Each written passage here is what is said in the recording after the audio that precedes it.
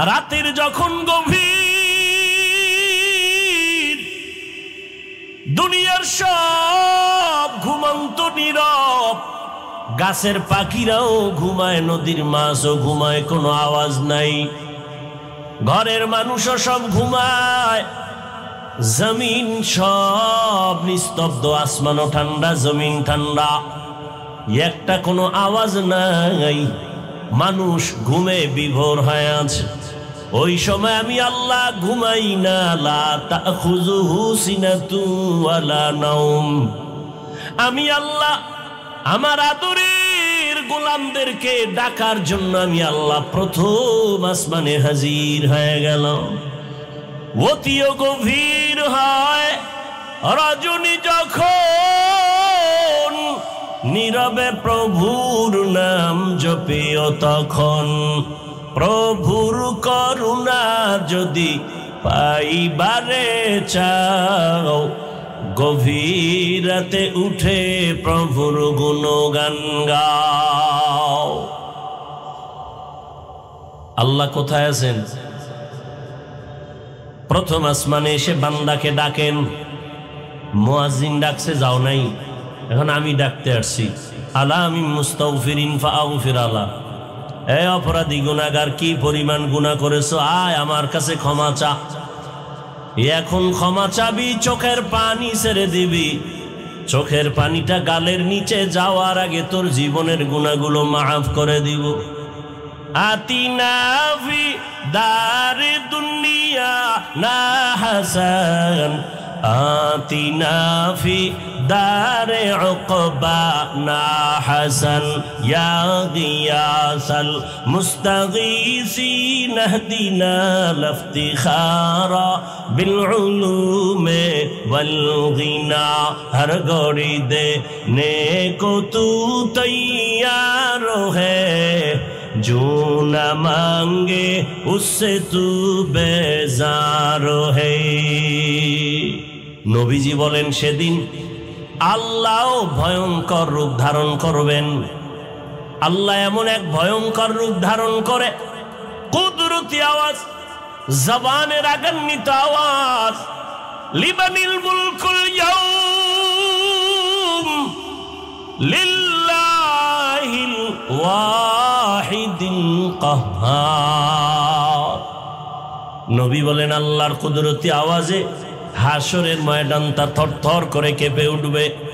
এমন কঠিন হালাত, নবীদের কান্না এমন ভাবে শুরু হয়ে যাবে, উম্মতেরও চিন্তা থাকবে না। আদম নবীও কাঁদবেন, মুসা নবী কাঁদবেন, ঈসা নবী, আদম, নূহ নবী কাঁদবেন, ইব্রাহিম নবী কান্না করবেন। আম্মা জান আয়েশা রাদিয়াল্লাহু আনহা বলেন, নবী তখন আপনি কি করবেন আর উম্মতের কি হালাত হবে? রহমতের নবী বলেন, নবীদের কান্না দেখা উম্মতেরাও বেকারার হয়ে যাবে। আদম নবীর কাছে যাবে, সুপারিশের জন্য পারবে না, ঘুরতে ঘুরতে ঘুরতে ঘুরতে শেষ। আমি মুহাম্মদের তারা তালাশ করবে। হাসরের ময়দানে নবী আপনাকে উম্মতেরা কোথায় পাবে? নবী বলেন, আমি আমার রবের সামনে মাকামে মাহমুদের মধ্যে সিজদায় পড়ে আমিও কান্না শুরু করব। সব নবীদের কান্না, নিজেদের চিন্তা, একমাত্র আমি রহমতের নবী মালিকের কুদরতে মাকামে মাহমুদে সিজদায় পড়ে কাঁদবো, আর আমি আমার নিজের ব্যাপারে একটা কথাও বলবো না। আমি বারবার কান্না করবো আর বলবো, আমার উম্মত, আমার উম্মত, আমার উম্মত। তুকু যাও সুন্নতি আহমদ কুজা বা মুহাম্মদ কাইবুদ নিসবতরা মান আহাব্বা সুন্নতি কওলে রসুল মজদায়ে কানা মাই হাম কুন কবুল। আল্লাহ ভয়ঙ্কর হবেন হাসরের ময়দানে। ইনসাফের বিচার আলায় আল্লাহ ভয়ঙ্কর রূপ ধারণ করবেন। আল্লাহ যখন ভয়ঙ্কর রূপ ধারণ করে আওয়াজ দিবেন, হাসরের ময়দানটা থরথর করে কেঁপে উঠবে। কেউ কথা বলার সাহস পাবে না। ওই দিনটা বড় কঠিন। আম্মা জান আয়েশা রাদিয়াল্লাহু আনহা বলেন, আমি আয়েশা তো নবীর ঘরে 9 বছর বয়সে আমি আসছি। আমার যখন 18 বছর হয়, রহমতের নবী জমিন থেকে বিদায় নিয়ে গেলেন। আমি প্রায় সময় তাকায় দেখতাম মায়ার নবী আমার হুজরায় বসে গুনগুন করে মাঝে মাঝে কান্না করতেন। আমি ভয় পেয়ে যাইতাম আমার মায়ার নবী কেন কাঁদে। মনে হয় আল্লাহ বেজার হয়ে গেল আমার উপর, আমি বোধহয় কোনো বেয়াদবি করেছি। আল্লাহুম্মা সাল্লি আলা মুহাম্মাদিন নবিয়্যিল উম্মিয়্যি ওয়া আলা আলিহি ওয়া আলা আলিহি ওয়া সাল্লিম তাসলিমা।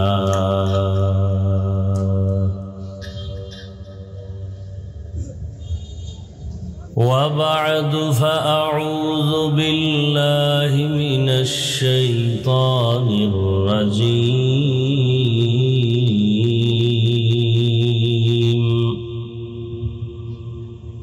بسم الله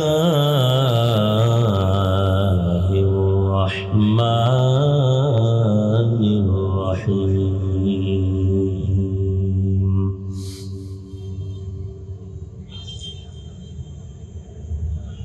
وأما من خاف مقام ربه ونهى النفس عن الهوى فإن الجنة هي المأوى.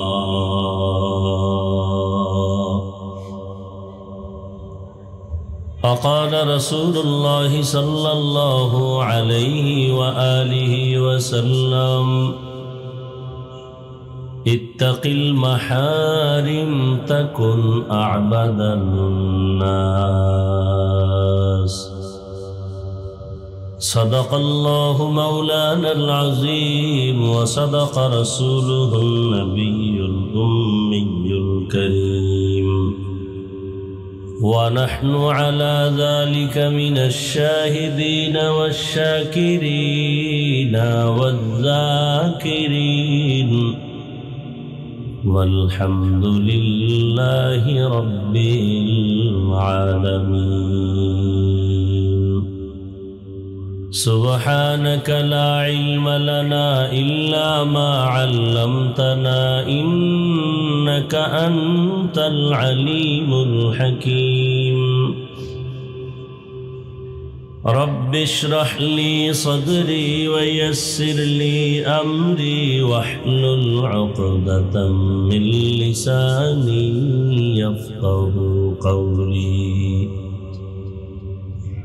نگاہ مومن سے تو بدل جاتی ہے تقدیر، نگاہ مومن سے تو بدل جاتی ہے تقدیر. یہ بندہ کی قوت نہیں قدرت کا اشارہ، یہ بندہ کی قوت نہیں قدرت کا اشارہ.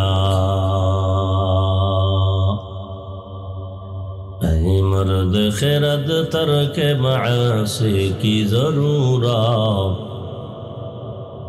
اے مرد خرد ترک معاصی کی ضرورت.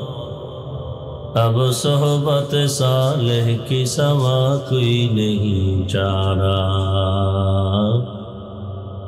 اب صحبت صالح کی سوا کوئی نہیں چارہ. مردود ہے پیچھے ہمیں خبر نہیں لیکن، مردود ہے پیچھے ہمیں خبر نہیں لیکن. ایک وقت میں ہلاک جو اعمال ہے سارا، एक वक्त में हालाक जो अमाल है सारा।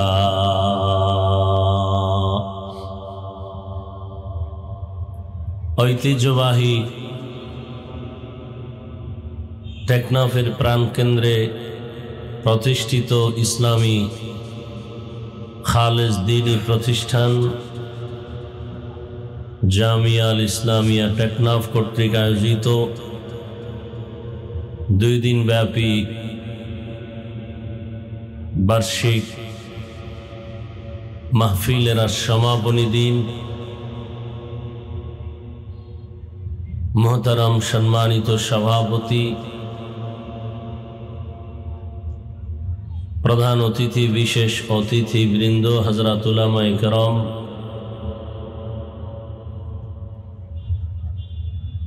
অত্র অঞ্চলের বিভিন্ন স্থান থেকে আগত আল্লাহ পাকের আশিকিন, জাকিরিন, শাকিরিন, মুহিব্বিন, মুরব্বিয়ান এজাম,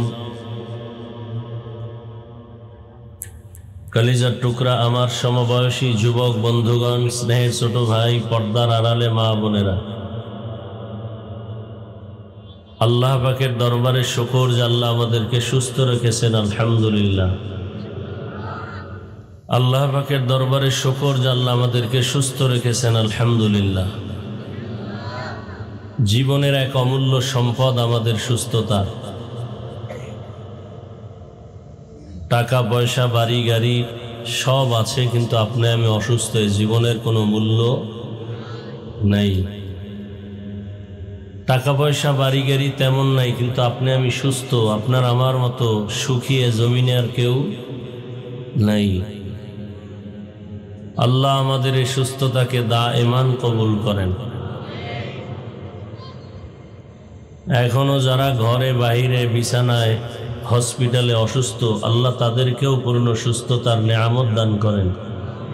হাজারো লাখো মানুষের ভেতর থেকে বাছাই করে পৃথিবীর শ্রেষ্ঠ মজলিস, উলামায়ে আহলে হকের মজলিস, গুনাহ মাফের মজলিস, তওবা কবুলের মজলিস, বরকতিয়ে মজলিসে আল্লাহ আমাদেরকে হাজির হওয়ার তৌফিক দান করেছেন। মোহাব্বতে আরেকবার শুকর আদায় করি, আলহামদুলিল্লাহ। দরুদ ও সালাম সৈয়দুল মুরসালিন, রাহমাতুল লিল আলামিন, শফিউল মুজনিবিন, খাতামুন নবিয়্যিন, সৈয়দুস সাকালাইন, ইমামুল মুরসালিন, শফিয়ে আযম, রসুল আকরম, রহমতে আলম, নবীউল আরব আল আজম, হাবিবে কিবরিয়া, আশরফুল আম্বিয়া, সৈয়দুল আম্বিয়া, শফিয়ে মাহশর, সাকিয়ে কৌসর, आका इनामदार, मदीना का ताजदार, आफताब नबूवत, फ़ख्र मौजूदात, सैयदुल मखलूक़ात, हज़रत मुहम्मदुर रसूलुल्लाह सल्लल्लाहु अलैहि व आलिहि वसल्लम। যে আয়াত ও হাদিস আমি আপনাদের সামনে তেলাওয়াত করেছি, আল্লাহ পাক ইখলাস ও রুহানিয়তের সমন্বয়ে সহি নিয়তে, সহি তরিকায়, সহি কিছু কথা আমাকে বলার মতো, আপনাদেরকে শুনবার মতো দয়াময় আল্লাহ তৌফিক দান করেন। শেষ দোয়া করে যাওয়ার ইচ্ছা আছে তো ইনশাআল্লাহ। 2 দিন ব্যাপী এই প্রোগ্রামের শেষ বরকত দোয়ার মধ্যে এতগুলো আল্লাহর বান্দাদেরকে এক জায়গায় বসাইয়া মা বাবার জন্য দোয়া করার সুযোগ পেয়েছেন। আল্লাহ আজকে দিয়েছেন এই সুযোগ, কেউ যেন আমরা হাতছাড়া করে না দেই। আল্লাহ সবাইকে কবুল করেন। বলার দায়িত্ব আমার, মানবেন কিনা সে দায়িত্ব আপনার। বাকি মাঝখানে মূল বিষয় হলো আল্লাহ চাইতে হবে। বান্দা চাইলে কিছুই হয় না, আল্লাহ চাইলে সব হয়। আল্লাহ যদি কবুল করেন তো সম্ভব, আর আল্লাহ যদি কবুল না করেন তাহলে আমি হাফিজুর রহমান কেন, আর টেকনাফের হজরত কেন, মক্কা মদিনার ইমাম কেন, স্বয়ং রসুলও যদি তাকে বলেন তার কপাল খুলবে না। যেই রসুলকে এক নজর দেখলে জাহান্নামের আগুন হারাম, যে রসুলের চেহারা মোবারকের দিকে তাকাইলে পেটের ক্ষুধা থাকে না, কত বড় নিকৃষ্ট কপাল পরা হলে সেই রসুলকে দেখলো, বয়ান শুনল, একই দস্তারখানে খাইল, কিন্তু কালেমা নসিব হলো না। এমন কপাল পরা ব্যক্তির নাম আপনাদের কারো জানা আছে? যে রসুলকে 13টা বছর দেখলো, বয়ান শুনলো, কালেমা পড়ে নাই। কে সে? আবু জাহাল। অন্যদিকে 27 বছরের এক যুবক, কয় বছর? 27 বছরের যুবক রসুলকে জবাই করার জন্য তরবারি নিয়ে দৌড়ায়। নবীজির কাছে গিয়া চেহারা মোবারক দেখে তরবারি ফেলে কালেমা পড়ে মুসলমান হয়ে গেল। এমন কপালওয়ালা ব্যক্তির নাম জানেন? নাম কি? ওমর। তা আসলে আল্লাহ চাইলে হয়। আবু জাহাল 13 বছর রসুলকে দেখলো, বয়ান শুনলো, কালেমা পড়লো, আর ওমরের মতো বান্দা 27 বছরে রসুলকে হত্যা করতে গিয়েও কালেমাওয়ালা হয়ে গেল। এর নাম কফা। টেকনাফের বার্ষিক সভা, অনেক মানুষ আসার নিয়ত করে আসতে পারে নাই। আর একদল আল্লাহর বান্দা বান্দিরা আসছেন ঠিক, কিন্তু বেহেশতের প্যান্ডেলে ঢুকতে পারে নাই, বয়ানও শুনতে পারে না। এরা এই সুযোগে মার্কেট ঘুরে, গল্প গুজবে গুনাহ করে সময় কাটায়। আল্লাহ তাদের হেদায়াত দান করেন। বান্দা চাইলে কিছুই হয় না, আল্লাহ চাইলে সব হয়। তা আমি যে আয়াত পড়েছি, আল্লাহ পাক রব্বুল আলামিন বলেন, ওয়া আম্মা মান খাফা মাকামা রাব্বিহি ওয়া নাহান নাফসা আনিল হাওয়া। যে ব্যক্তি আল্লাহর দরবারে দাঁড়িয়ে হিসাব দেওয়ার ভয়ে দুনিয়াতেই নিজেকে গুনাহ থেকে বাঁচায় রাখবে, ফাইন্নাল জান্নাতা হিয়াল মাওয়া, তার স্থায়ী শান্তির ঠিকানা হবে জান্নাতুল মাওয়া, জান্নাত। এবং সে জান্নাত বিনা হিসাবে পাবে, কোনো হিসাব দিতে হবে না। নবীজি বলেন, তাকিল মাহারিম তাকুন আবাদান নাস। তোমরা আল্লাহর নিষিদ্ধ জিনিস থেকে নিজেকে ফিরায় রাখো, বাঁচায় রাখো। আল্লাহর দরবারে আল্লাহ পাক মর্যাদা বাড়াবেন, মানুষের মাঝেও মর্যাদা বেড়ে যাবে।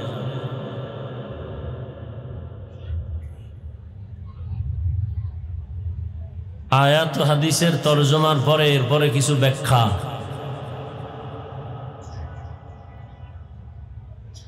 আল্লাহ পাক একটা দিনকে উল্লেখ করে, দিনের দিকে ইশারা করে, একটা অবস্থাকে টার্গেট করে আল্লাহ দুনিয়ার সমস্ত মানুষকে সতর্কবাণী করেছেন এবং সাথে সাথে সুসংবাদ দিয়েছেন।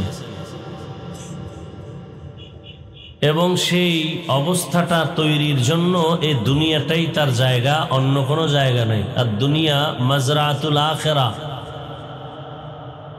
আখিরাতের সম্বল সঞ্চয় করার জায়গা এ দুনিয়া। আল্লাহ পাকের দরবারে দাঁড়িয়ে হিসাব দেওয়ার ভয়। যে ব্যক্তি গুনাহ থেকে নিজেকে বাঁচাবে, তাহলে এখান থেকে কি বুঝি? আল্লাহর দরবারে দাঁড়িয়ে ভয় ওই ব্যক্তির যারা গুনাহগার, যারা গুনাহ করে না বা তওবা করে পবিত্র হবে, তাদের কোনো ভয় নাই।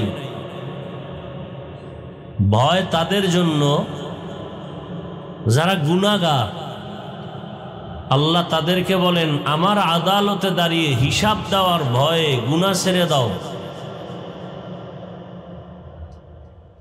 তাহলেই আমি তোমাকে বিনা হিসাবে জান্নাত দিব।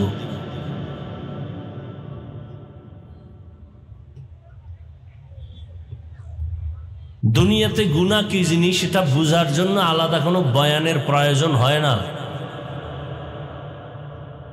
কোনটা ভালো, কোনটা মন্দ, কোনটা জায়েজ, কোনটা নাজায়েজ, কোনটা বৈধ, কোনটা অবৈধ, মোটামুটি আমরা অনেকটাই ওয়াকিফ হাল জানি।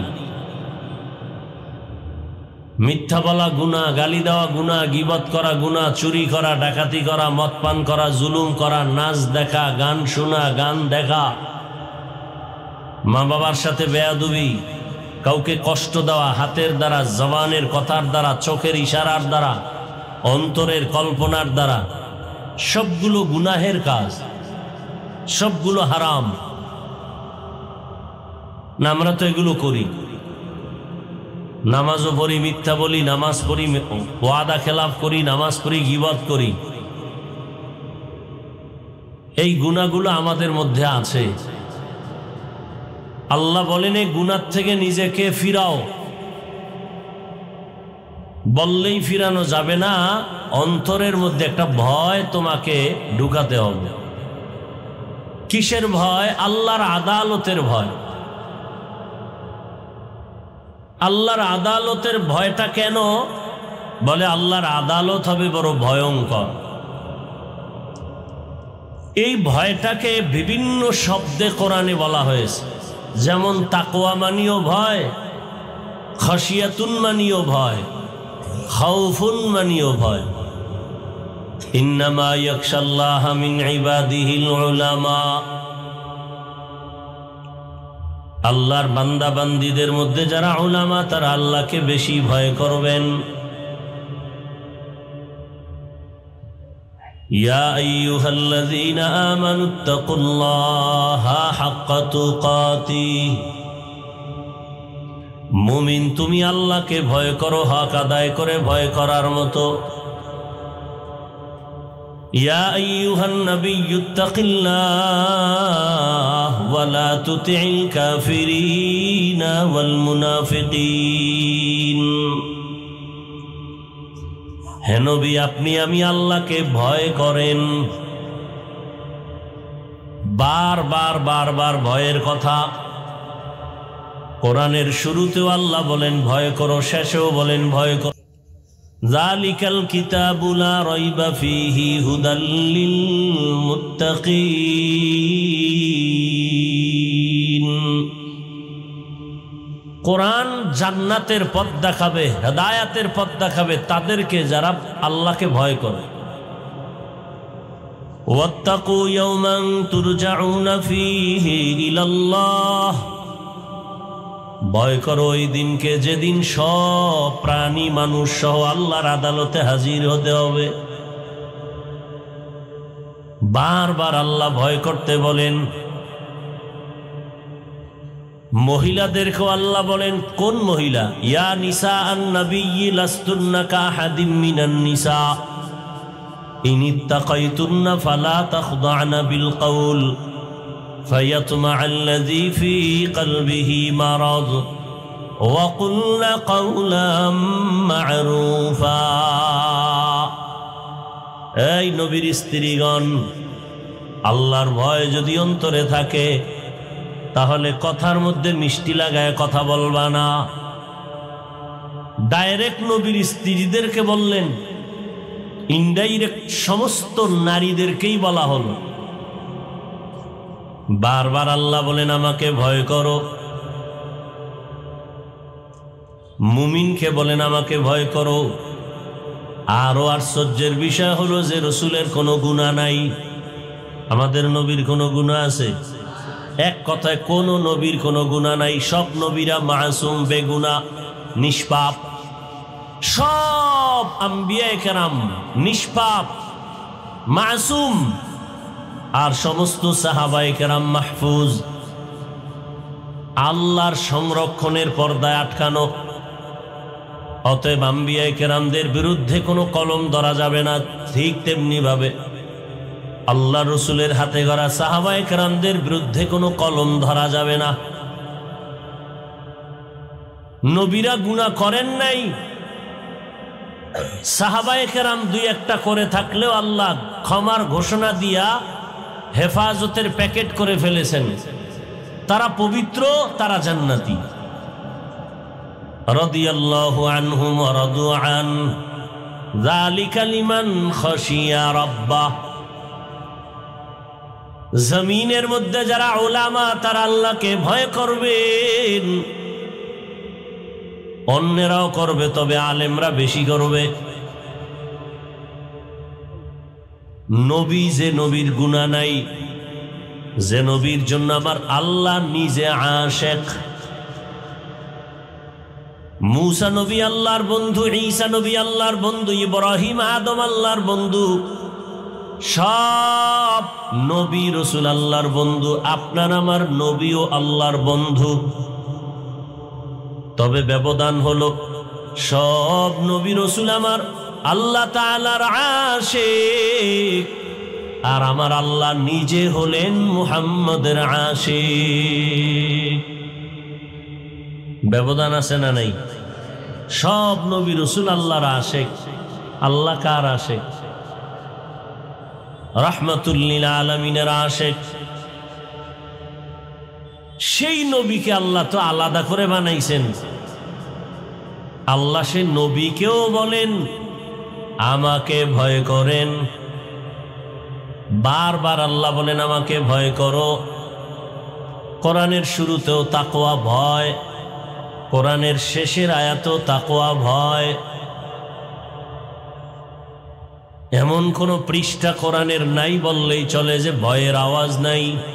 খাউফুন মানিও ভয়, খাশিয়াতুন মানিও ভয়, তাকওয়া মানিও ভয়। পুরুষেরাও বলে আল্লাহ, আল্লাহকে ভয় কর। নারীদেরও আল্লাহ বলেন আমাকে ভয় করো। কেন এত বারবার আল্লাহ ভয় করতে বলেন? দুনিয়াতেও মানুষ মানুষকে ভয় করে, করে না? করে না? কোন মানুষ কোন মানুষকে ভয় করে? দুর্বল মানুষ শক্তিশালী মানুষের ভয় করে, নিরীহ মানুষ সন্ত্রাসীদেরকে ভয় করে। এক কথায় যারা ভয়ঙ্কর বেয়াদব এদেরকে মানুষ ভয় করে। বুঝে থাকলে বলেন আমার আল্লাহ কি ভয়ঙ্কর নাকি দয়ালু? কি দুনিয়াতে তো দয়ালুরে কেউ ভয় করে না, করে? ভয়ঙ্করের ভয় করে। তো আল্লাহ যদি দয়ালু হন তাহলে তাকে ভয় করব কেন? আসলেই তো আল্লাহ দয়ালু। কেমন দয়ালু? আল্লাহর মতো দয়ালু আর আছে কেউ? দুনিয়ার যত দয়ালু সব দয়ালু স্বার্থপর। দুইজন মানুষ খুঁজে বের করেছিলাম, এদের কোনো স্বার্থ নাই, কিন্তু সোনার বাংলায় তাকায় দেখি এরাও স্বার্থপর। কয়জন? একজন মা আর একজন বাবা।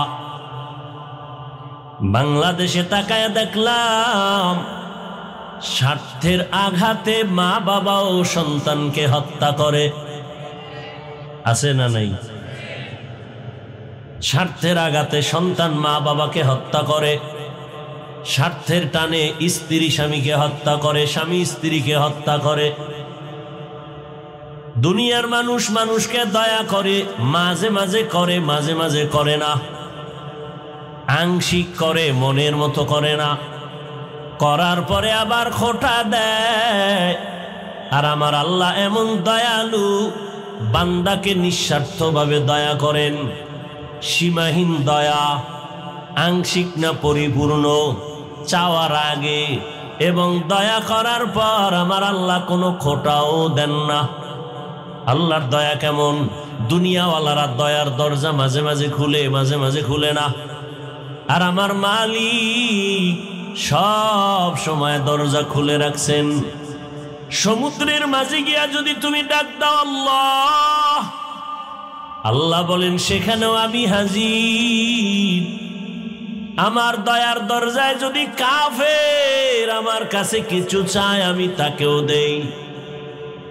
আমি আল্লাহ কারো কম দেই না। আমার দয়া কাফেরও নেয়, বিধর্মীও নেয়, মুমিনেও নেয়। আমি স্বার্থপর না।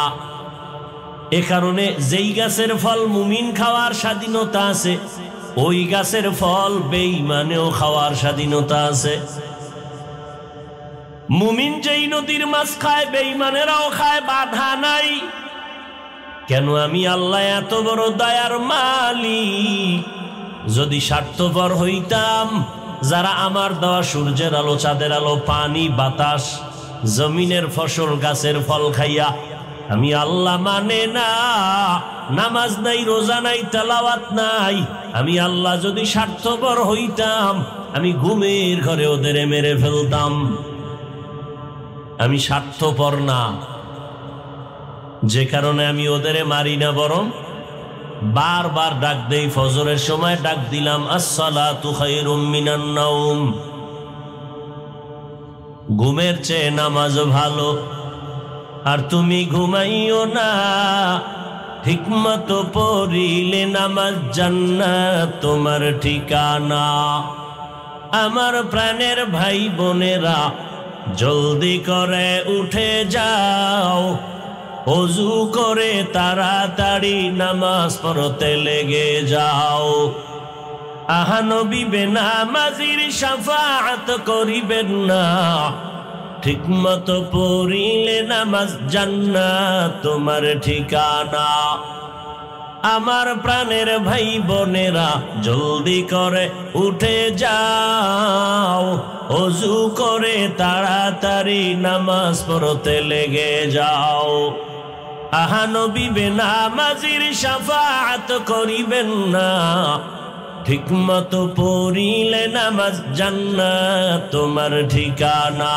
ঘুমের চেয়ে নামাজ ভালো, আর তুমি ঘুমাইও না, ঠিকমতো পড়িলে নামাজ জান্নাত তোমার ঠিকানা। ফজরে ডাক দেওয়া হলো, বান্দা তুই হাজিরায় যাও নাই, নাক টেনে ঘুমিয়ে আছো, কারণ সারা রাত মোবাইলে আকাম করেছো, ফজরের আগে ঘুমায় গেছো, নামাজের খবর নাই। আমি আল্লাহ তোরে ডাক দাওয়াইলাম, তুই হাজিরা দাও নাই। আমি আল্লাহ বেজার না হইয়া আবার জোহরের নামাজে ডাক দিলাম, হাইয়া আলাস সালাহ। জোহরের নামাজেও তুই হাজির হও নাই রে মুমিন। আমি আল্লাহ বেজার না হইয়া আবার আসরের সময় ডাক দিলাম, হাইয়া আলাল ফালাহ। আসরেও তুই নাই। আমি আল্লাহ রাগ না, আবার মাগরিবে ডাক দেওয়ার আয়োজন করলাম, মাগরিবেও তুই আসো নাই। এশার নামাজে আবার ডাক দিলাম, তুই আসো নাই। এইবার আমি নিজে রেডি হয়ে গেলাম, আমি তোরে ডাকার জন্য আসতেছি। রাতের যখন গভীর, দুনিয়ার সব ঘুমন্ত নীরব, গাছের পাখিরাও ঘুমায়, নদীর মাছও ঘুমায়, কোনো আওয়াজ নাই, ঘরের মানুষও সব ঘুমায়, জমিন সব নিস্তব্ধ, আসমানও ঠান্ডা, জমিন ঠান্ডা, একটা কোনো আওয়াজ নাই, মানুষ ঘুমে বিভোর হয়ে আছে। ওই সময় আমি আল্লাহ ঘুমাই না, লা তাখুযুহু সিনাতু ওয়ালা নাওম। আমি আল্লাহ আমার আদরের গোলামদেরকে ডাকার জন্য আমি আল্লাহ প্রথম আসমানে হাজির হয়ে গেল। অতিও গভীর হয় রজনী যখন, নীরবে প্রভুর নাম জপিও তখন। প্রভুর করুণা যদি পাইবারে চাও, গভীর রাতে উঠে প্রভুর গুণগান গাও। আল্লাহ কোথায় আছেন? প্রথম আসমানে এসে বান্দাকে ডাকেন। মুয়াজ্জিন ডাকছে, যাও নাই, এখন আমি ডাকতে আসছি। আলা আমি মুস্তাগফিরিন ফাগফির আলা। এ অপরাধী গুনাহগার, কি পরিমাণ গুনাহ করেছো, আয় আমার কাছে ক্ষমা চা। এখন ক্ষমা চাবি, চোখের পানি ছেড়ে দিবি। চোখের পানিটা গালের নিচে যাওয়ার আগে তোর জীবনের গুনাহগুলো মাফ করে দিব। আতিনা ফি দারে দুনিয়া না হাসান آتنا في دار عقبانا حسن يا غياث المستغيثين اهدنا لافتخارا بالعلوم والغنى ہر گوڑی دینے کو تو تیار ہے جو نہ مانگے اس سے تو بیزار ہے আমি আল্লাহ গভীর রাত্রে ডাক দিলাম আলামিন মুস্তারজিকিন ফারজুকা কার টাকা পয়সা লাগবে রিজিক লাগবে বল আমি আল্লাহ দেওয়ার জন্য আসছি কোন সময় কি ঘুমাইতেছেন আপনারা কোন সময় আল্লাহ আসেন কোন দিন হ্যাঁ বান্দার থেকে কিছু নিতে না দিতে আপনাদের কিছু লাগে না নাক টেনে ঘুমান কেন বাবায় যদি গভীর রাতে ঘরের দরজায় এসে নক করে আমি তোর বাবা আসছি দরজা খোল বিপদে এমন কোন মোহাব্বতের সন্তান নাই যে ঘুমায় থাকবে সাথে সাথে দরজা খুলে বাবা কেন আসছে ছাত্রের দরওয়াজার কিনারায় গভীর রাতে যদি কোনো শিক্ষক এসে নক দেয় ও আমার কলিজার ছাত্র বাবা আমি ঘুমাই নাই তোমার কাছে আসছি জরুরত এমন কোন মোহাব্বতের ছাত্র নাই যে ঘুমায় থাকবে বরং দরজা খুলে বলবে হযরত কেন আসছেন তোমার আমার আসল মালিক আমার আল্লাহ রাতের গভীরে বান্দাকে ডাকেন বান্দা টাকা লাগলে বল বাড়ি লাগবে বল গাড়ি লাগবে বল জীবনে কি প্রয়োজন বল রহমতের নবী বলেন একটা জোতার ফিতাও যদি ছিঁড়ে যায় আমার আল্লাহর কাছে বলো আমার আল্লাহ কুদরতের দরজা খুলে দিবে রহমতের নবীর থেকে দামি আর কেউ আছে সেই নবীর কোনো প্রয়োজন হলে কার কাছে চাইতেন নবী যদি আল্লাহর কাছে চাইতে পারেন আপনি কেন চান না নবী বলেন ইজা সাআলতা ফাসআলিল্লাহ ওয়া ইজা ইসতাআনতা ফাসতাইন বিল্লাহ কিছু যদি চাইতে হয় আমার আল্লাহর কাছে চাও দুনিয়ার কারো কাছে চাইবা না কারণ দুনিয়ার সবাই ফকির আমার আল্লাহ হলেন ধনী আমার আল্লাহ কি আমার আল্লাহ শুধু ধনী না আমার আল্লাহ প্রশংসিত ধনী দুনিয়ার ধনীদের বদনাম আছে আমার আল্লাহর বদনাম আছে ইয়া আইয়ুহান নাস আনতুমুল ফুকারাউ ইলাল্লাহ ওয়াল্লাহু হুয়াল গনিয়্যুল হামিদ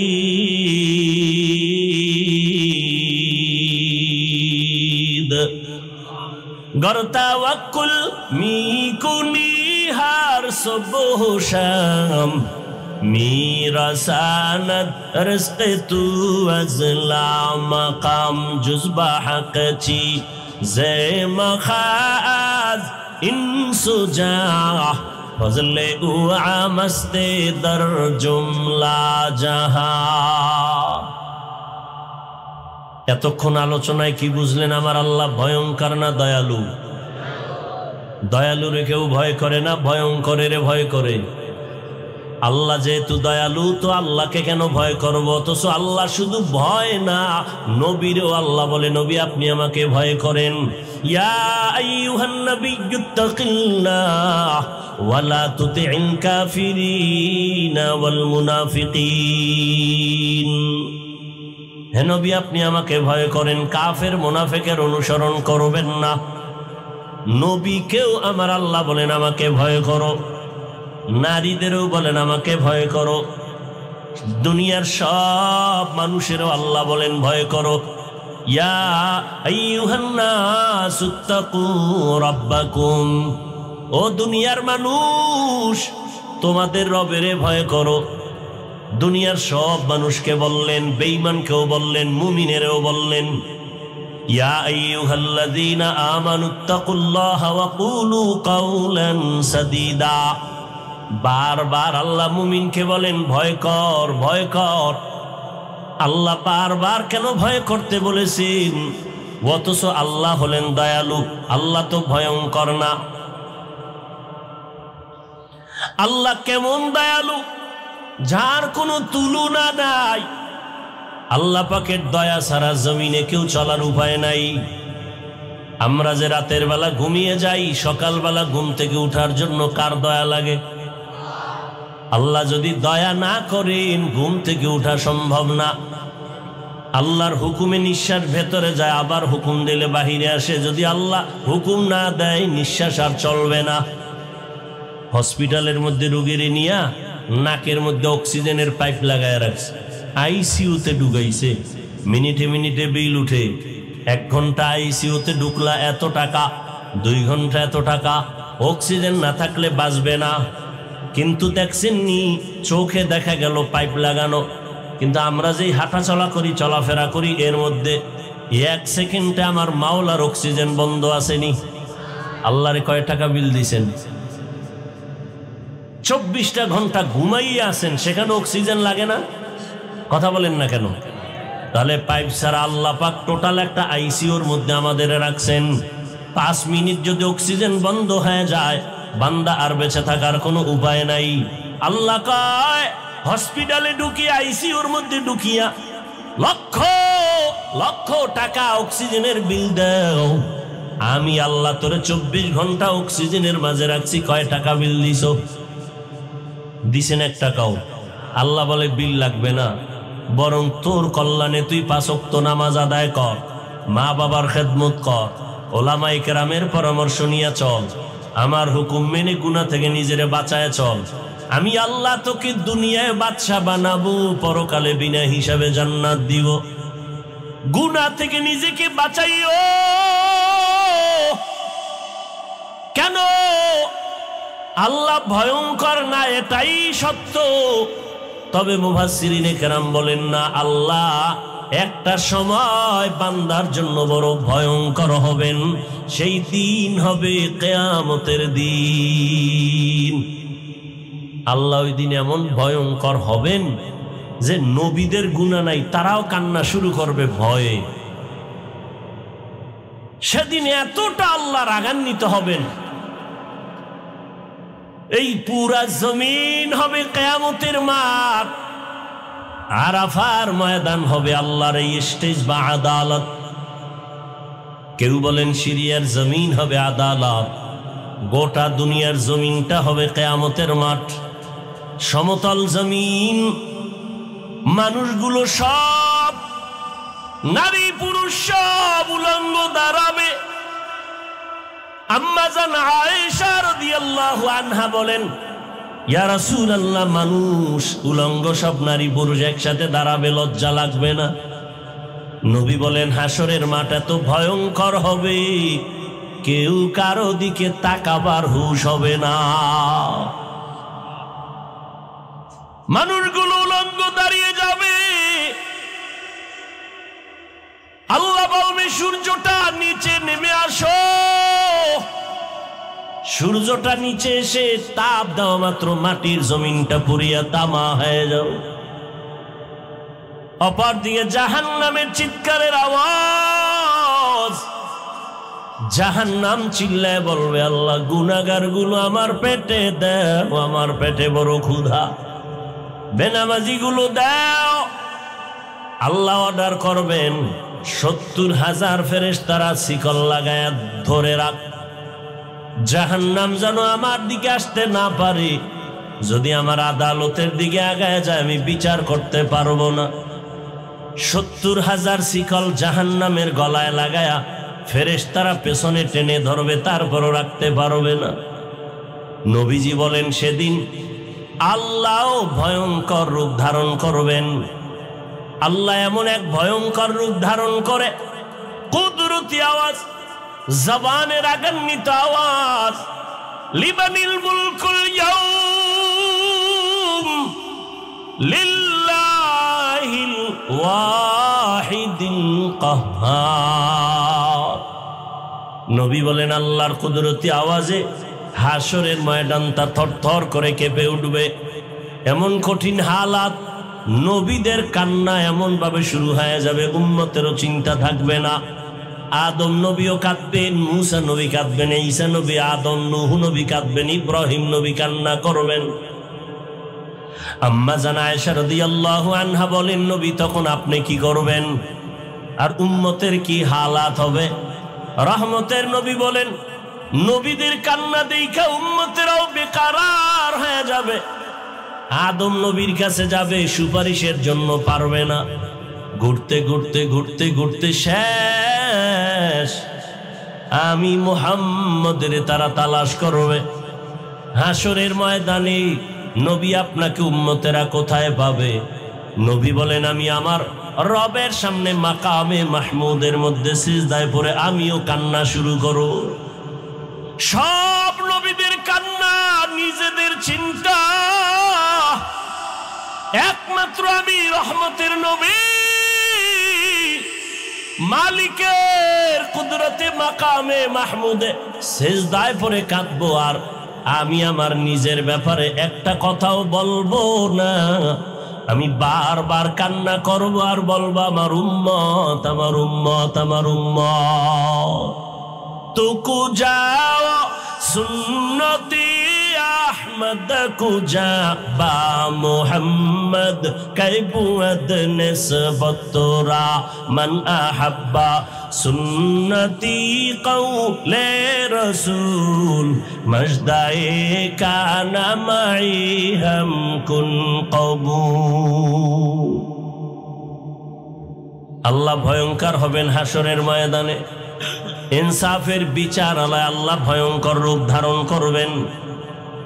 আল্লাহ যখন ভয়ঙ্কর রূপ ধারণ করে আওয়াজ দিবেন, হাসরের ময়দানটা থরথর করে কেঁপে উঠবে। কেউ কথা বলার সাহস পাবে না। ওই দিনটা বড় কঠিন। আম্মা জান আয়েশা রাদিয়াল্লাহু আনহা বলেন, আমি আয়েশা তো নবীর ঘরে 9 বছর বয়সে আমি আসছি। আমার যখন 18 বছর হয়, রহমতের নবী জমিন থেকে বিদায় নিয়ে গেলেন। আমি প্রায় সময় তাকায় দেখতাম মায়ার নবী আমার হুজরায় বসে গুনগুন করে মাঝে মাঝে কান্না করতে। আমি ভয় পেয়ে যাইতাম, আমার মায়ার নবী কেন কাঁদে? মনে হয় আল্লাহ বেজার হয়ে গেল আমার উপর, আমি বোধহয় কোনো বেয়াদবি করেছি। আম্মা জান আয়েশা বলেন, মাঝে মাঝে আমি রহমতের নবীর কাছে গিয়ে আদবের সাথে বলতাম, নবী আপনি কেন কাঁদেন? আমি আয়েশা কোনো বেয়াদবি করেছি নাকি? নবী বলেন, ও আয়েশা তুমি বেয়াদবি করবা কেন? তুমি যে আমার ঘরে আসছো আমার সিদ্ধান্তে না, আমার রবের প্রস্তাবে তুমি আমার ঘরে চলে আসছো। তুমি আয়েশা বেয়াদবি করবা কেন? ও পর্দার আড়ালের আম্মা জানেরা, বোনেরা, ও আমার কলিজার যুবক, পর্দার আড়ালের মা বোন ও বৃদ্ধ বাবাজি, রহমতের নবী কাঁদেন। আম্মা জান আয়েশা রাদিয়াল্লাহু আনহা বলেন, রহমতের নবী বলেন, ও আয়েশা আমার কান্নার কারণ, মাঝে মাঝে আমার কান্না আসে, আমি চোখের পানি ধরে রাখতে পারি না রে আয়েশা। দুইটা কথা আমার যখন মনে উঠে তখন আমার চোখের পানি পড়তে থাকে, আমি আমার চোখের পানি ধরে রাখতে পারি না। আমি গুনগুন করে কান্না করি। এই একটা বিষয় যখন আমার মনে পড়ে আমি অঝোর দ্বারায় কান্না করি। কারণ তুমি জানো না রে আয়েশা, তুমি আমার সুখের সময়ের বিবি, তুমি আমার জীবনের খবর জানো না, জীবনটা আমার কত দুঃখে কেটেছে। এ দুনিয়াতে আসি আমি একদিনও আমার বাবাকে বাবা বলে ডাক দিতে পারি নাই রে আয়েশা। আমার বাবার চেহারাটাও দেখতে পারি নাই। আমি এত বড় এতিম। ওই দুঃখের সময় তো তুমি আয়েশা জানো না, ছিলা না, আমার জীবনটা কেমন দুঃখে কেটেছে। ও আয়েশা জানো না, আমার 6 বছর বয়সে আমি আমার মাকেও হারায় অসহায় হয়ে গেছি। একটা সন্তান যখন বাবাকে হারায় মায়ের কাছে আশ্রয় নেয়, মনের ব্যথা বলে। আবার যদি মাকে হারায় বাবার কাছে আশ্রয় নেয়। ও আয়েশা, তুমি জানো না, এতে আসিয়া বাবাকে পাইলাম না, 6 বছরে আমি মা হারা হয়ে গেলাম। আমার তখন মাথার ছায়া ছিল দাদা আব্দুল মুত্তালিব। ওই দাদার পাশে আমি ঘুমাইতাম, মাঝে মাঝে মা মা বলে চিৎকার দিতাম। আমার মায়ের আদর থেকেও আমি বঞ্চিত। 8 বছর বয়সে আমার দাদাকেও আমি হারায় গেলাম। আমার এখন দাদাও নাই। ও আয়েশা, আমার বংশের সবাই আমার দুশ্মন, আপন বলতে কেউ নাই। দাদা চলে গেলেন চাচা আবু তালিবের হাতে রেখে। ও আয়েশা, ওই সময় আমার থাকার মতো ভালো জায়গা নাই, জীবনটা আমার বড় কষ্টের। সেই সময় আমার 25 বছর বয়সে আমি একজন নারীকে বিবাহের বন্ধনে নিয়েছি।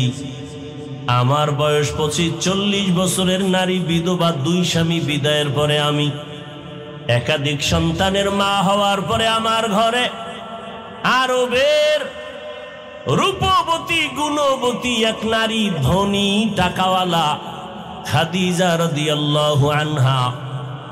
ও আয়েশা, তুমি জানো না, আমার ঘরে আসার পর আমাকে তার জীবনের সব সম্পদ হাদিয়া দিয়ে দিছে।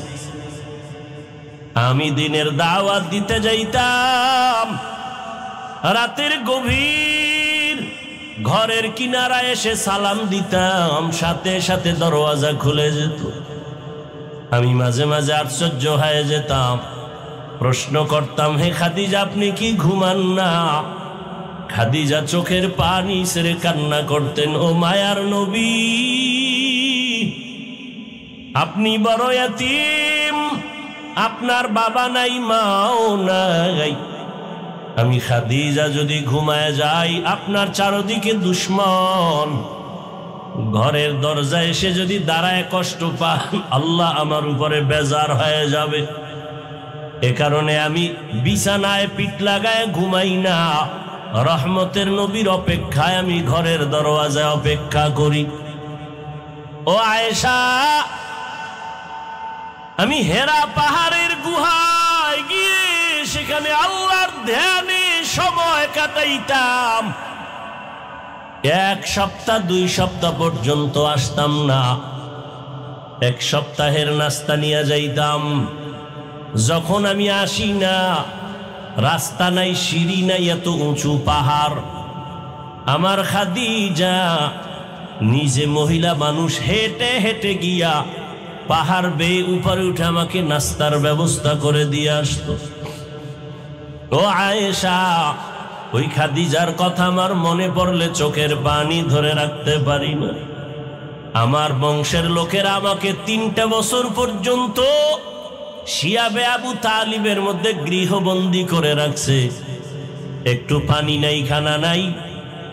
আমি গাছের পাতা চাবায়া চাবায়া পেটের ক্ষুধা নিবারণ করেছি। খাদিজার উপরে কোনো ঝামেলা নাই, কিন্তু খাদিজা আমার মহব্বতে ঘর সারিয়া আমার সাথে এসে গাছের পাতা চাবাইয়া চাবাইয়া খেয়ে পেটের ক্ষুধা নিবারণ করেছে। আমার মহব্বতে আমার কষ্টকে তিনি ভাগাভাগি করে নিয়েছে। ও আয়েশা, ওই খাদিজার কথা মনে পড়লে আমি চোখের পানি ধরে রাখতে পারি না। যখনই মনে আসে আমার চোখ বেয়ে পানির ফোঁটা পড়ে। তায়েফের ময়দানে গেলাম দাওয়াতের জন্য। তায়েফের বেঈমান কাফের ছোট ছোট বাচ্চাদের লেলিয়ে দিয়েছে। মক্কার পাগল আসছে, পাথর মেরে তাড়ায় দাও। ওই বাচ্চাগুলো পাথরগুলো বৃষ্টির মতো মারে, আর আমার শরীরে পড়িয়া রক্ত ঝরতে ঝরতে আমার পায়ের জুতা আটকায় গেছে। আমার শরীরে মশা মাছি পড়ে না, হারাম। আমার চোখ বেয়ে পানি পড়ে আর রক্তর ফোঁটা পড়ে। কাফেরের সন্তানেরা পাথর মারে, আমি কিচ্ছু বলি না। জিব্রাইল আমিন এসে বলেন, হে পয়গম্বর, এখন অর্ডার করবেন তায়েফের মানুষগুলো সব ধ্বংস করে দিব। আমি রহমতের নবী জিব্রাইল আমিনকে বলছি, খবরদার তায়েফের মানুষকে মারবা না, ওরা আমাকে চিনে না। যদি ওরা চিনতো, ওরা জানতো আমি ইয়তীম। ওরা যদি জানতো আমি অসহায়, ওরা যদি জানতো আমি জুলুম করার জন্য আসি নাই, তাহলে ওরা আমাকে মারতো না। একদিন বুঝে আসবে, চিনবে, সেদিন দিনের বড় উপকার হবে। ও এলাকার মুসলমান বাবারা, আল্লাহ তাআলার পয়গম্বর খাদিজাতুল কুবরা রাদিয়াল্লাহু আনহার জন্য এত পরিমাণ কান্না করেছেন। চাচা আবু তালিবের জন্য নবী কান্না করেছেন। ও পর্দার আড়ালের মা, আপনারা যদিও নবীদের স্ত্রী হতে পারেন নাই, তবে তাদের মতোই তো আপনারা নারী। খাদিজা রাদিয়াল্লাহু আনহার মতো নারী, ফাতেমা রাদিয়াল্লাহু আনহার মতো নারী, আয়েশা রাদিয়াল্লাহু আনহার মতো নারী। এরে আম্মা জান, কয়দিন আর দুনিয়ার রং তামাশার পেছনে ঘুরবেন? কোন দিন মরণ হবে, আজরাইল এসে জীবনটা নিয়ে যাবে জানা নাই। কয়েক মাস আগের কথা, বিদেশ থেকে টাকার বস্তা নিয়ে বাংলাদেশে আসছে, পরিবারে বেড়ায় আনন্দ করে আবার যাবে। এয়ারপোর্টে তার পরিবারের সবাই হাজির। গাড়িতে উঠিয়া বাড়ির দিকে রওয়ানা। বাড়ির কাছাকাছি যাওয়া মাত্র হঠাৎ ড্রাইভার গাড়িটা পানির মধ্যে ফেলে দিল। জায়গায় মহিলা সন্তান অনেক মরে গেল। ওই বিদেশি বান্দা এখনো মরে নাই। মিডিয়ার সামনে চোখের পানি ছেড়ে কান্না করে। জীবনে মানুষ বিবাহ করে খেয়ে না খেয়ে পরিবার নিয়ে থাকার একটা আনন্দ আছে, আমি তাও পাই নাই। টাকার তাগিদে বিদেশ চলে গেলাম। আজ আমি টাকা অলংকার নিয়ে আসছি, কিন্তু আমি বাড়ি যাওয়ার আগে আমার কপাল কেন এত খারাপ। বাড়ির কাছাকাছি এসে আমার নিজের হাতের উপরে কলিজার সন্তানটা মরে গেল, আমার স্ত্রীও মরে গেল। আমি এখন ঘরে যাইয়া কি করব? কে আমাকে আনন্দ দিবে? আমার কলিজার সন্তানটাও চলে গেল, আমার বিবিও নাই। ও টেকনাফের মা বোনেরা, কয়দিন দুনিয়াটা কিছুই না, এখনো সময় আছে, তওবা করেন। আল্লাহর মোহাব্বত নিয়া 5 ওয়াক্ত নামাজ পড়েন। আপনার মতো কত মা এখনো আছে বেপরদায় চলে না, মোবাইলে সময় নষ্ট করে না, নামাজ ছাড়ে না। এরে আম্মা জানেরা, দুনিয়াতে আল্লাহ সন্তান দান করেছেন। একটা সন্তানকে আপনার খাঁটি আদর্শবান বানায় যান। ডাক্তার, ইঞ্জিনিয়ার, প্রফেসর বানাবেন, বাধা নাই। সন্তানটাকে বলা আদর্শওয়ালা নবীর আশেক বানায় যান। ডাক্তার হইয়াও যদি বান্দা কোরআন পড়নেওয়ালা হয়, জীবনটা ধন্য। ও আমার যুবক বাবা, কয়দিন দুনিয়ার এই বাহাদুরি, চোখের সামনে লাশ আর লাশ। এমন কোনো দিন নাই পানির নিচে, গাড়ির নিচে যুবকের লাশ নাই, ঘুমের বিছানায় লাশ নাই। কয়দিন আর বাঁচবা? এখনো কি তওবা করে দিনের পথে আসবা না? মনে আশা পূরণ করার জন্য কত গুনার পেছনে দৌড়াইলা, নামাজ ছাড়লা, দাড়ি কাটলা, বেপরদায় চললা, মা বাবার সাথে কত বেয়াদবি করেছো। এখনো সময় আছে, তওবা করো। তোমার মতো কত যুবক জেনারেল লাইনে থাকিয়াও নামাজ ছাড়ে না, মা বাবার কথা শুনে চলে, ওলামায়ে কেরামের শ্রদ্ধা করে চলে। তুমি ডাক্তার হও, ইঞ্জিনিয়ার হও, প্রফেসর হও, তবে বেয়াদব হইও না, মা বাবার দোয়া নিয়ে চলিও। কারণ আল্লাহর কসম, মা বাবার চোখের পানি আর দোয়া ছাড়া জীবনে কোনো সন্তানের সফলতার দরজা খুলবে না। তুমি জানো না যে মা বাবার কত কষ্ট আর মেহনত, যে কারণে তুমি আজকে মানুষ। ওই মা বাবার চোখের পানি আর দোয়ার কারণে তুমি টাকার মালিক, বাড়ি গাড়ির মালিক, সম্মানের মালিক। আজকে অনেকের মা দুনিয়ায় নাই। ওই মা বাবা তোমার আমার জন্য এত চোখের পানি ফেলেছেন, ওই মা বাবার জন্য তুমি কি এক ফোঁটা চোখের পানি ফেলে দোয়া করতে পারো না?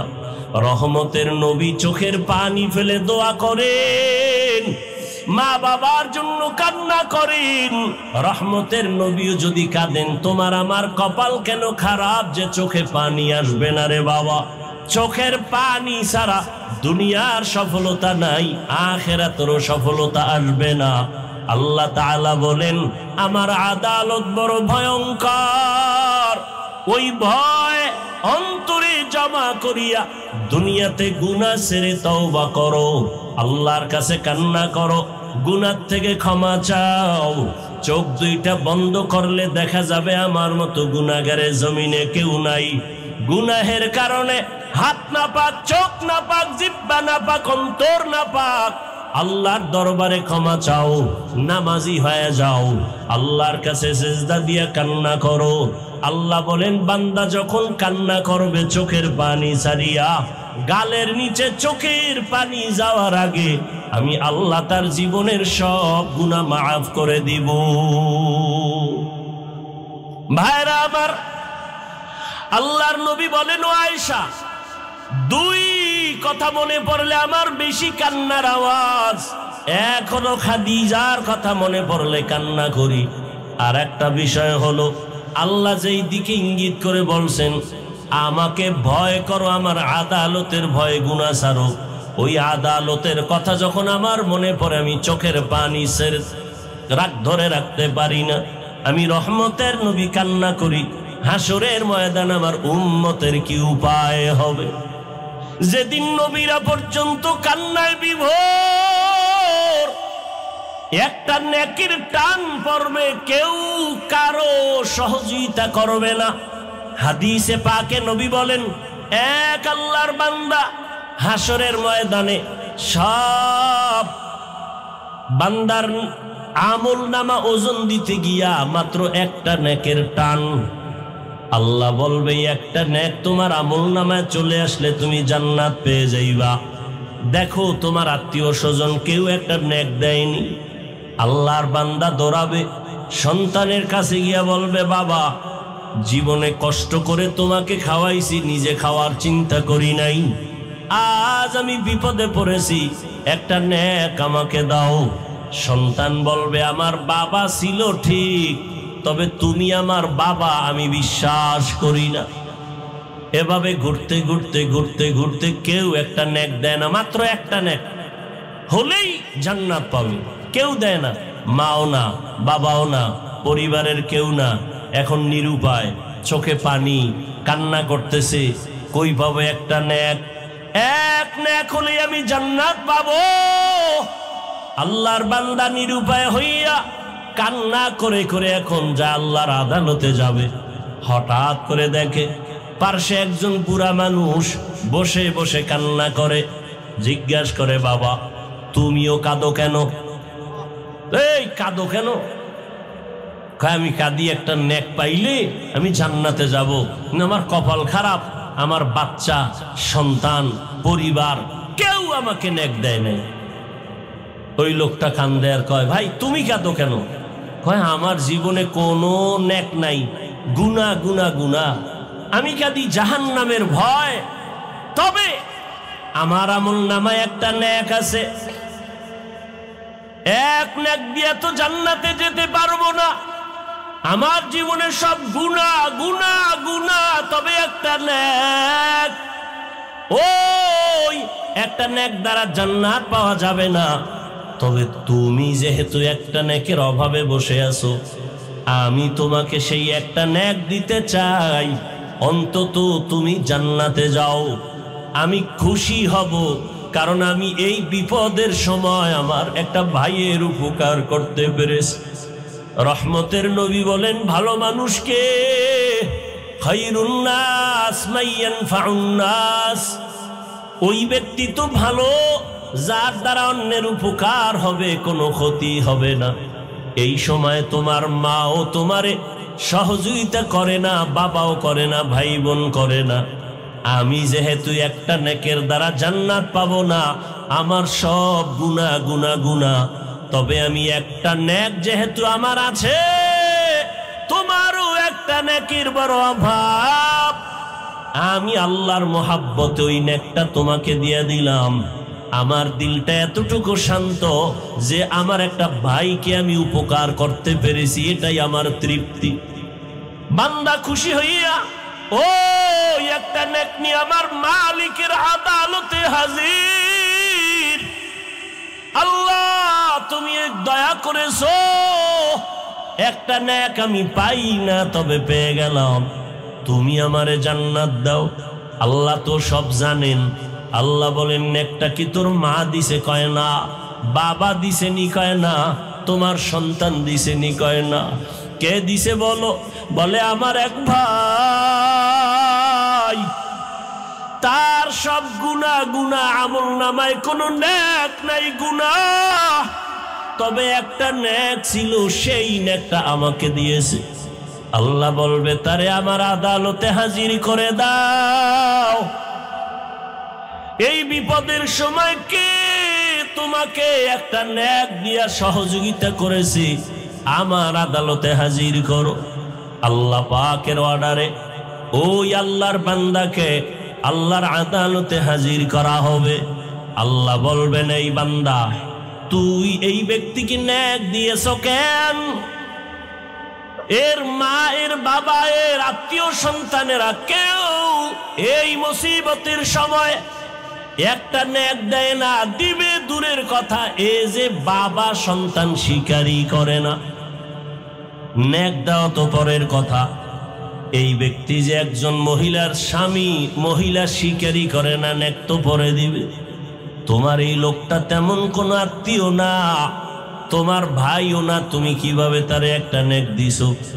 ওই বান্দা বলবে হে দয়ার মালিক, জাহান্নামের গরম বড় কঠিন ভয়ঙ্কর, সহ্য করা যায় না রে আল্লাহ।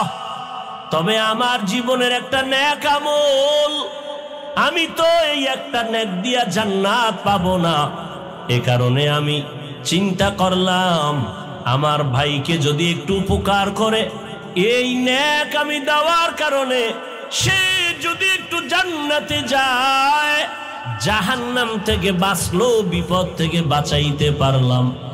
আমার একটা নেকের দ্বারা আমার একটা ভাই যদি বিপদ থেকে বেঁচে যায়, আমার এটা তৃপ্তি, আর কিছু না, একটু সহযোগিতা করলাম। আল্লাহ তাআলা বলবেন ফেরেশতা, একটা বান্দা তার ভাইকে যদি একটা নেক দিয়ে বিপদের সময় সহযোগিতা করে, আমি আল্লাহ তো এর থেকেও বড় দয়াময়, আমি আল্লাহ তো রহিম, আমি আল্লাহর এত দয়া, এত মায়া, আমি আল্লাহ পাক ওই একটা নেক দেনেওয়ালা বান্দাকেও এই দয়ার কারণে তাকেও জান্নাত দিয়ে দিলাম। আতিনা ফি দারে দুনিয়া না হাসান, আতিনা ফি দারে উকবা না হাসান, ইয়া গিয়াসাল মুস্তাগীসিন ইহদিনা লিফতিখারা বিল উলুমে ওয়াল গিনা, हर गौरी देने को तू तैयार है, जो न मांगे उससे तू बेजार है। वअम्मा मन खाफ मकाम रब्बिह वनहा नफ्स अनिल हवा फइन्नल जन्नत हियल मावा। আল্লাহ তাআলা বলেন, আমার আদালতে দাঁড়াইয়া হিসাব দেওয়ার ভয়ে যারা দুনিয়াতে এই গুনাহ থেকে নিজেরে বাঁচায় রাখবে, আমি আল্লাহ তাকে বিনা হিসাবে জান্নাত দিয়ে দিব। দুনিয়াতে থাকিয়া গুনাহ থেকে বাঁচার উপায় জীবনের ভাগ দুইটা, একটা আমার পেছনে চলে গেল, সামনে আর একটা আমার হায়াত কতদিন আছে জানা নাই। তবে পিছনের জীবনে গুনাহ অনেক করে ফেলেছি, সামনের জীবনেও গুনাহ হতে পারে। এই দুই লাইনের গুনাহ থেকে কিভাবে বাঁচবো? পিছনের গুনাহ থেকে বাঁচার জন্য একটা মেডিসিন লাগবে, সামনের গুনাহ থেকে ভালো পবিত্র থাকার জন্য আর একটা মেডিসিন লাগবে। পিছনের যেই মেডিসিনটা গুনাহ করে ফেলেছি, হাতের গুনাহ, চোখের গুনাহ, জবানের গুনাহ, অন্তরের গুনাহ, এইভাবে যত গুনাহ করে ফেলেছি, আল্লাহর হক নষ্ট করে, বান্দার হক নষ্ট করে, যত অন্যায় করেছি, পেছনের গুনাহ থেকে পবিত্রতা অর্জনের জন্য একটা মেডিসিনের প্রয়োজন। ওই মেডিসিনটা না থাকলে পেছনের গুনাহ থেকে আমার ক্ষমা হবে না। সামনের জীবনে যেন আমার চলার পথে কোনো গুনাহ না হয়, ওই গুনাহ থেকে বাঁচার জন্য আর একটা মেডিসিন লাগবে। এই দোনোটা মেডিসিন অর্জন করার একমাত্র জায়গা হলো আল্লাহওয়ালাদের নেক নজর। লিকুল্লি শাইইন মাদিনুন ওয়া মাদিনুত তাকওয়া কুলুবুল আরিফিন। ভালো ভালো জিনিস রাখার গোডাউন আছে, তাকওয়ার গোডাউন হলো একমাত্র আল্লাহর প্রিয় বান্দা যারা আরিফিন, আল্লাহকে চিনেন, আহলুল্লাহ যাদের বলা হয়, তাদের নেক নজর লাগাও। তাদের নজরের মধ্যে পাওয়ার আছে। আল্লাহর নবী বলেন, ক্বালা রাসূলুল্লাহি সাল্লাল্লাহু আলাইহি ওয়া আলিহি ওয়াসাল্লাম, ইত্তাকু ফিরাসাতাল মুমিন ফাইন্নাহু ইয়ানজুরু বিনুরিল্লাহ। আল্লাহর নবী বলেন, আল্লাহর বিশেষ যারা পাওয়ারওয়ালা বান্দা, এদের ফেরাসাতের পাওয়ার থেকে তোমরা সতর্ক, ভয় থাকিও, কারণ এরা অনেক কিছু দেখেন যেটা তোমরা দেখো না। আল্লাহ তাদেরকে স্পেশাল পাওয়ার দান করেন। এই পাওয়ারের নাম কোরআনের ভাষায় ফুরকান, হাদিসের ভাষায় পাওয়ারের নাম ফেরাসাত। ইয়া আইয়ুহাল্লাযীনা আমানু ইন তাত্তাকুল্লাহ ইয়াজআল লাকুম ফুরকানা। আল্লাহ তাআলা বলেন, ও মুমিন, তাকওয়ার উপরে মুজাহাদা করো, প্রচেষ্টা চালাও, আল্লাহ একটা পাওয়ার দান করবেন। এই পাওয়ারের নাম ফুরকান। মা মা'নাল ফুরকান হুয়া নূরুম মিন ইলাহি। ফুরকান নামের পাওয়ার হলো আল্লাহর থেকে স্পেশাল দেওয়া একটা নূরের আলো। ওই আলোটা দিয়া বান্দা হক বাতিল নির্ণয় করে হকের উপরে আগাইতে থাকবে। এই ফুরকান নামের পাওয়ারটাকে হাদিসের ভাষায় বলে ফেরাসাত। ওসমান রাদিয়াল্লাহু তাআলা মসজিদে নববীর মধ্যে বয়ান করতেছেন, সাহাবায়ে কেরাম বসা। শেষের দিকে একজন সাহাবী বাজার থেকে গিয়া মজলিসের পেছনে বসলেন। ওসমান এক নজর দেখে আর নজর দেয় নাই। কিছুক্ষণ পরে বলে, এই মজলিসের মধ্যে এমন একজন ব্যক্তি আমাদের মজলিসে বসছেন যার চোখের মধ্যে জেনার আসর দেখা যায়, জেনার আসর। সাহাবী ভয় পেয়ে গেলেন। বাজার থেকে আসলাম, বাজারে হাঁটার সময় একটা বেগানার নজর লাগছে, বেগানা নারী।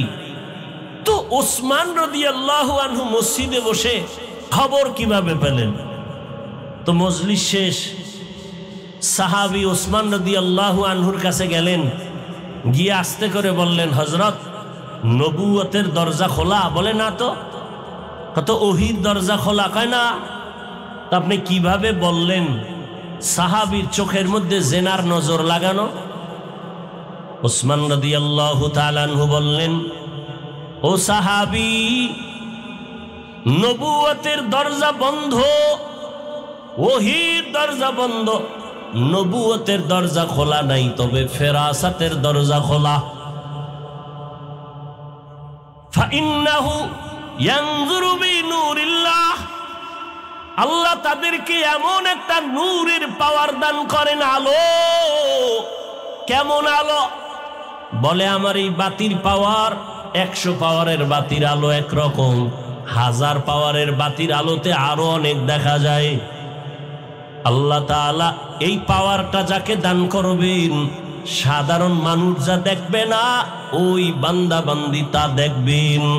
ওমরে ফারুক রাদিয়াল্লাহু তাআলা মসজিদে নববীর মধ্যে খুতবা দিতেছেন, হঠাৎ করে একটা আওয়াজ দিলেন অপ্রাসঙ্গিক, ইয়া সারিয়াতাল জাবাল, ইয়া সারিয়াতাল জাবাল, ইয়া সারিয়াতাল জাবাল, ও সারিয়া পাহাড় পাহাড় পাহাড়।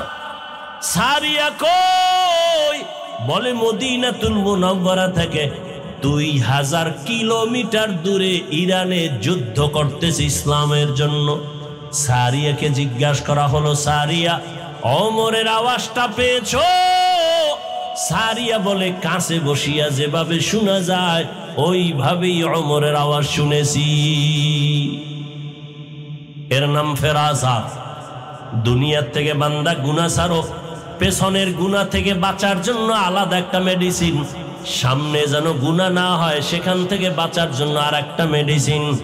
দোনোটা মেডিসিন অর্জন করার একমাত্র ঠিকানা আল্লাহর প্রিয় বান্দা আহলুল্লাহ যারা, তাদের সোহবত, তাদের নেক নজর। পেছনের গুনাহ থেকে বাঁচার যে মেডিসিন লাগবে, ওই মেডিসিনের নাম কান্নাওয়ালা তওবা। কি তওবা? কান্নাওয়ালা তওবা। চোরেরে যখন ধরে মানুষ বেতের বাড়ি দেয়, সেও তওবা করে আর চুরি করব না, কিন্তু মন থেকে তওবা করে না, ওই তওবা হবে না। তওবা হবে কান্নাওয়ালা তওবা, যে জীবন চলে যাবে, ওই গুনাহ আর অপরাধ করব না, হে মালিক তুমি আমাকে মাফ করে দাও। তো পিছনের গুনাহ থেকে বাঁচার জন্য যেই মেডিসিন দরকার, সে মেডিসিনের নাম কান্নাওয়ালা তওবা। সামনের জীবনে যে গুনাহ হতে পারে, পারে না? পারে না। সেই জীবনের থেকে বাঁচার জন্য আর একটা মেডিসিন দরকার। সামনের জীবনে গুনাহ থেকে মুক্ত থাকার জন্য যে মেডিসিন, ওই মেডিসিনের নাম হলো তাকওয়া। হর কে দারত খৌফে হকদার দিল মদাম, জন্নাতুল মাওয়া দেহদু রাম কাম জুজবা হকচি জে মখাজ ইনসুজা ফজলে উ আমস্তে দর জুমলা জাহা। গুনাহ থেকে বাঁচার জন্য পিছনের গুনাহ থেকে তওবা করতে হবে। তওবা যদি না করি, পেছনের গুনাহ ক্ষমা হবে না। কান্নাওয়ালা তওবা। সামনের জীবনে গুনাহ থেকে পবিত্র থাকার জন্য যে আমার গুণটা লাগবে, পুঁজি লাগবে, তার নাম তাকওয়া। এই দোনোটা পুঁজি অর্জনের একমাত্র ঠিকানা আল্লাহর প্রিয় গোলাম তাকওয়াওয়ালা, আল্লাহওয়ালার নেক নজর। তাদের নজর থাকলেই বান্দা গুনাহ থেকে বাঁচা সম্ভব। আমি মাঝে মাঝে বলি, আমরা যারা আল্লাহওয়ালা মুরব্বীদেরকে মেনে চলার চেষ্টা করি, এরপরও নিজেরা ঠিক থাকতে পারি না, লাইনচ্যুত হয়ে যাই, হাঁটায় ভুল, কথায় ভুল, চলায় ভুল। আর যারা কোনো আল্লাহওয়ালাকে মুরব্বী হিসাবে মেনে চলে না, এদের দুনিয়াও বরবাদ, আখিরাতও বরবাদ। এদের দুনিয়াও বরবাদ, আখিরাতও বরবাদ। এরে নবীর উম্মত, আল্লাহর ভয় বড় দামি এক সম্পদ। জমিনের একজন বড় রাষ্ট্র পরিচালনা করেন, আপনারা সবাই তার নাম জানেন, বাদশাহ হারুন রশিদ। নাম শুনছেন কোনোদিন? তার স্ত্রীর নাম কি জানেন? কেউ জানেন না? জুবায়দা খাতুন। এত বড় রাষ্ট্রের একজন দায়িত্বশীল বাদশাহ হারুন রশিদ একদিকে রাষ্ট্র চালায়, অন্যদিকে আল্লাহর ঘর মসজিদের ইমামতি করে। রাষ্ট্রের ইমাম তো এমনই হওয়া উচিত যে মসজিদেরও ইমাম হবে, রাষ্ট্রেরও কি হবে? ইমাম হবে। তাহলে দেশে শান্তি হবে। কি বলেন? আপনারা যে দ্বিতীয়বার স্বাধীন করে একটা লাভ দেন, যে দ্বিতীয়বার স্বাধীন করেছেন, ফলাফল কি? এ বিষয়ে কিঞ্চিত আলোচনা মাগরিবের নামাজের এশার আগে করে গেছেন। স্বাধীন স্বাধীন দিলেন, কি পেয়েছেন কি? যদি আপনার স্বাধীনতা সফল হয় তাহলে কেন এখনো বাবার সামনে মেয়েকে ধর্ষণ করা হয়? জুলাইয়ের স্বাধীনতার যদি সফল হয় কেন এখনো স্বামীর সামনে তার স্ত্রীকে ধর্ষণ করা হয়? এখনো কেন পানির মধ্যে লাশ পাওয়া যায়? স্বাধীনতা যদি সফল হয় এখনো কেন দোকানওয়ালা ব্যবসায়ী কেন নিরাপত্তাহীনতায় ভুগে? বোঝা গেল স্বাধীন সফল হয়নি। সফল স্বাধীনতার জন্য আর একবার যুদ্ধের ময়দানে অবতীর্ণ হতে হবে এবং সেই স্বাধীন হবে চূড়ান্ত সফলতার স্বাধীন। আর সেই স্বাধীন হবে একমাত্র ইসলামের স্বাধীন। ইসলামের স্বাধীন যতদিন হবে না ততদিন পর্যন্ত আল্লাহর কসম চাপাবাজি চলবে, জমিনে শান্তি আসবে না, কোনদিন আসবে না, আল্লাহর জাতের কসম। কারণ আমি প্রায় সময় উদাহরণ দেই, লঙ্গি চিনেন? লঙ্গি, এই যে লঙ্গি পরেছি, লঙ্গির মধ্যে গোবর লাগার কারণে পাক না না পাক? কথা বলেন না কেন? গোবর চিনেন তো? এখন এই লঙ্গির গোবর পাক করার জন্য ব্যবস্থা লাগবে না? কি লাগবে? বেশিরভাগ পানি। কি লাগবে? এখন অচেনা পথে আপনি পানি তালাশ করতেছেন, কাপড়ের গোবর ধোয়ার জন্য আপনি পাইতেছেন না, আধা ঘন্টা ঘুইরা ঘাম অস্থির হয়ে বসে আছেন। তো একজনে বলে, ভাই তুমি